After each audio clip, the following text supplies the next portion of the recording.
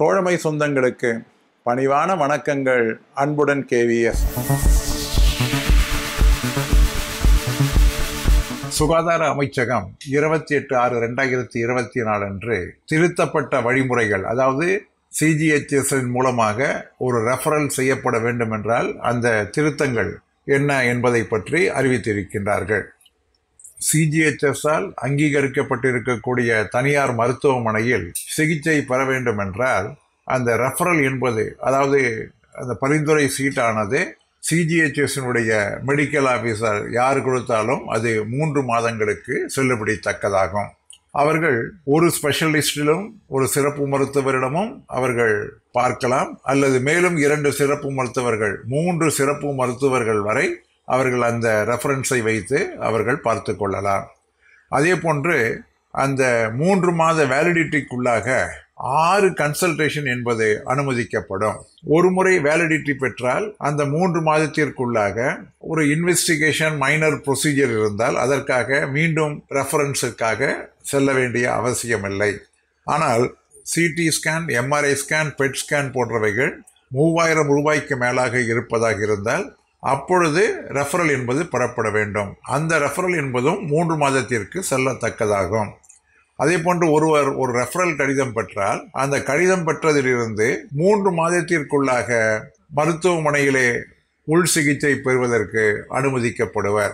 ஏற்கனவே இன்வெஸ்டிகேஷன் மற்றும் ட்ரீட்மெண்ட்கள், சிகிச்சைகள் எல்லாம் அந்த பட்டியலிலே வராமல் இருந்தால் அது போன்றவைகளை அந்தந்த நகரத்திலே இருக்கக்கூடிய CGHS அசிஸ்டன்ட் டைரக்டர் என்பவர்களும் இலாக்காவினுடைய முதல்வர்களும், அதாவது பணியிலே இருக்கக்கூடியவர்களுக்கு இலாக்காவினுடைய ஹெட் ஆஃப் த டிபார்ட்மெண்ட்டும் அதற்கான முடிவுகளை எடுத்திருவார்கள்.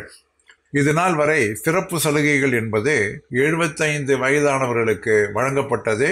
அதை 75 வயது என்பது தற்பொழுது குறைக்கப்பட்டு 70 வயதான ஓய்வூதியதாரர்களுக்கு சிறப்பு சலுகைகள் என்பது CGHS-இல் வழங்கப்படும் என்று சொல்லியிருக்கின்றார்கள்.